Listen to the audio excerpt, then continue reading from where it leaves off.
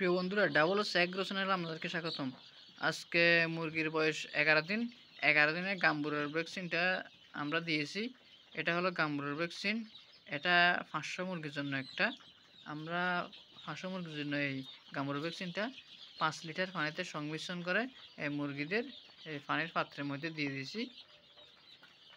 Just 2 ঘন্টা পর আমরা পানিগুলো নিয়ে নিব। ঠিক আছে, পানি দেওয়ার পর 2 ঘন্টা পর কিন্তু ওগুলো আর মুরগি খেতে পারবে না, আমরা নিয়ে নিতে হবে সেগুলো।